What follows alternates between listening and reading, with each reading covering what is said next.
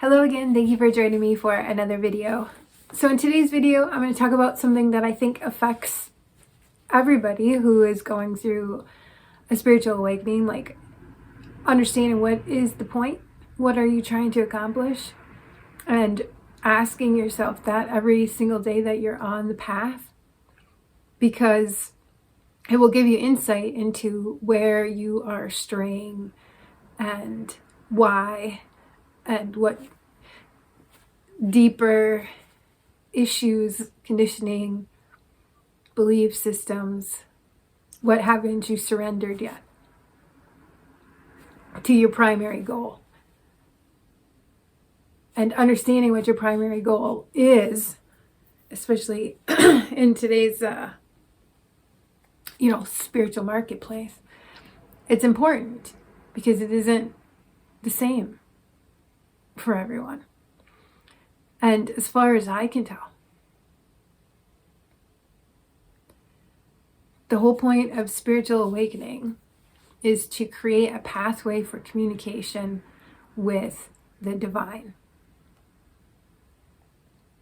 And part of creating the pathway of communication with the divine is understanding what the divine is. How have you defined that?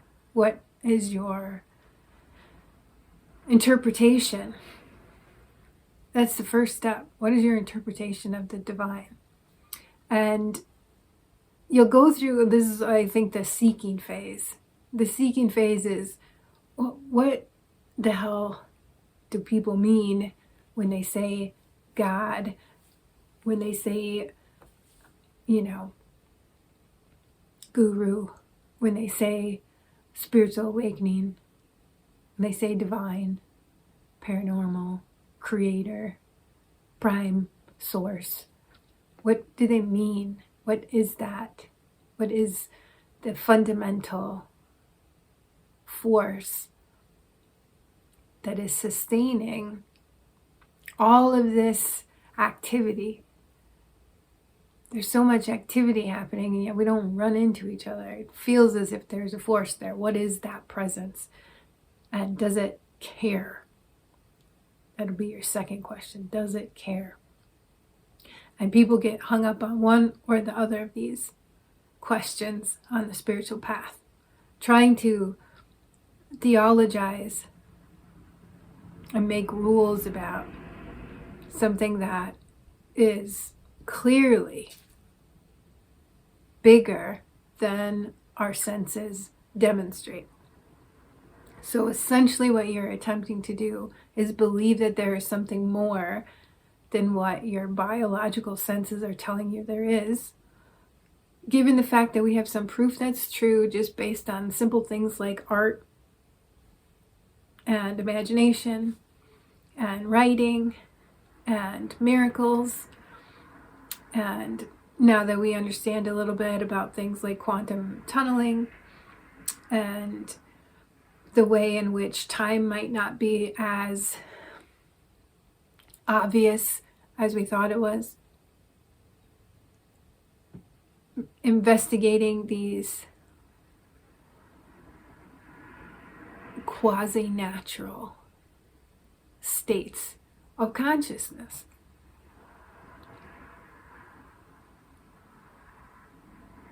And creating neurological, biochemical pathways to ease the communication with non-material cause, effect, punishment, reward, good, bad, pretty, ugly binaries. Binaries and duality are not the same thing, and they get confused, and you start confusing words that carry a connotative notion of deep principles that need to be investigated and utilized. So if you confuse binary and duality, you're missing something fundamental And a lot of people make this mistake. I believe that the whole point of a spiritual journey is to create communicative pathways with the divine from the place that you are. A lot of people like to look at spirituality as a school. I don't think that way. It is creating an end goal and then walking to it. And that's takes the whole living God portion of the equation out. You create a future scenario, horizontal if you want to call it that, from your limited human self, and then walk to it and then call that God. And that's ridiculous. Because the future can be created in the moment that you're in. And it's a change in perspective that until you get it, what I'm saying might not even make the slightest bit of sense.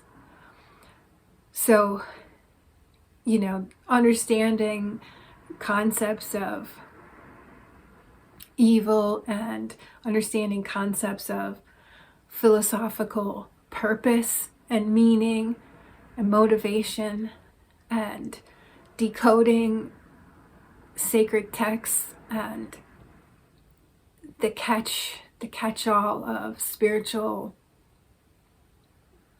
and mythological creatures, timelines, prophecy. If you're willing to let it all go and actually trust God to change the story that everybody else is telling, you found something profound. And that is the diamond that he looks for and what true co-creation is. And it isn't a path or a way of being which is just reproducible. There's no reproducing it. It is unique. It's a unique choice to be a vehicle for something that no one knows about. You get no accolades, you get no rewards, you get no followers. And you must remove yourself from groupthink on all levels.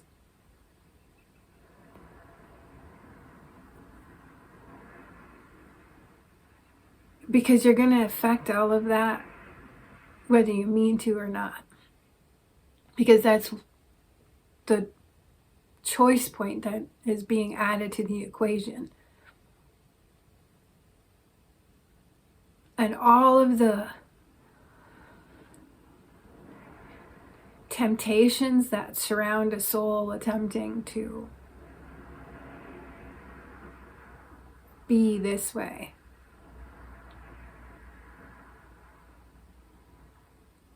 To pull you into context, material, horizontal context. It's really hard to actually describe with words to be true, to be real with you. You actually have to love being in the eye of the creative storm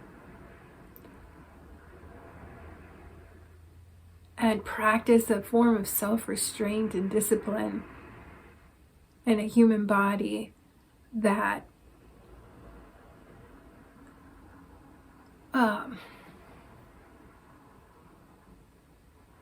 it's a constant shedding of ego in a world that only rewards egos.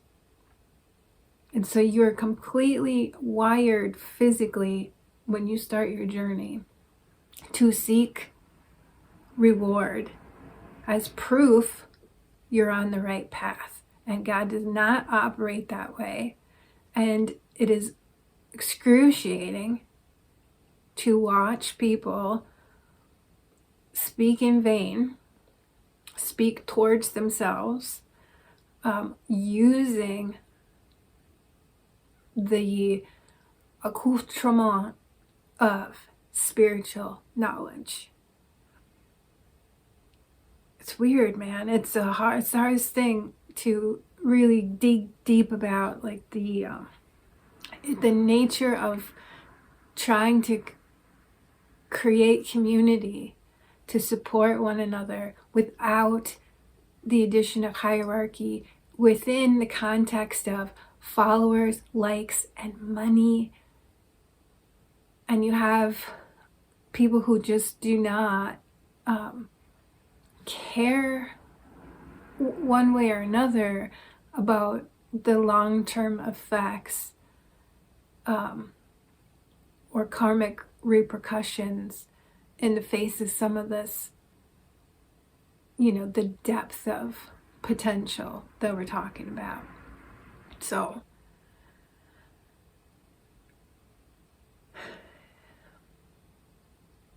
you can't buy love. You can't spend your way into a relationship with God with living force of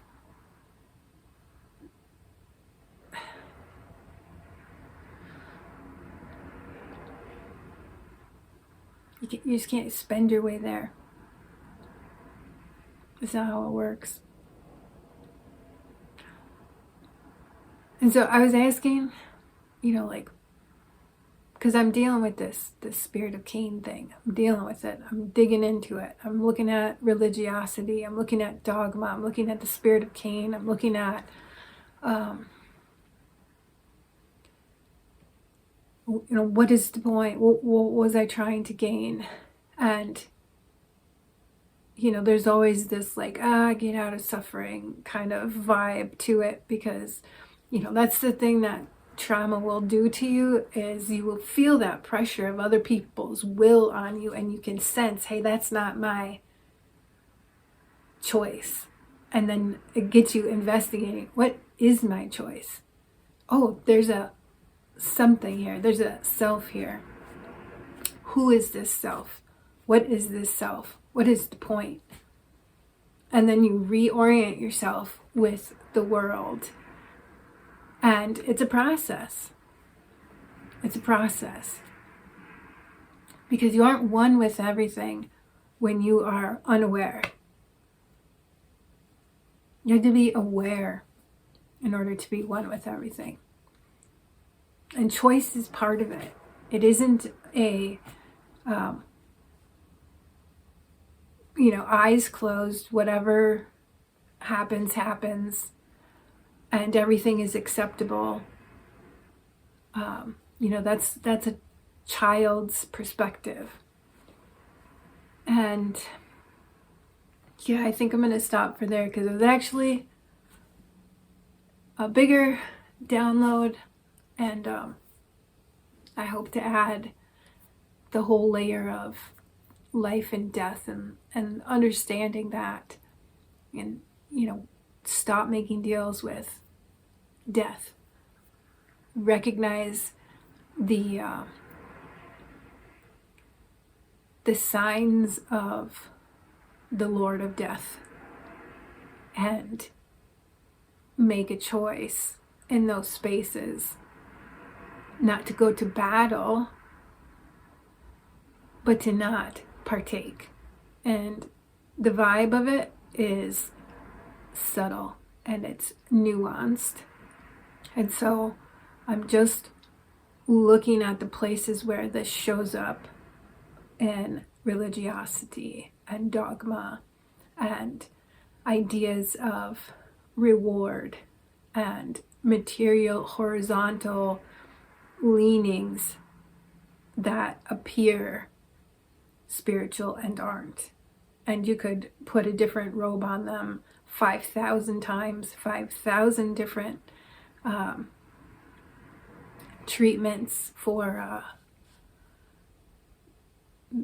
a mind state, a conscious state of, limit. You find your little point there and you say, that's where I'm getting to. And it is limited and it will always be limited.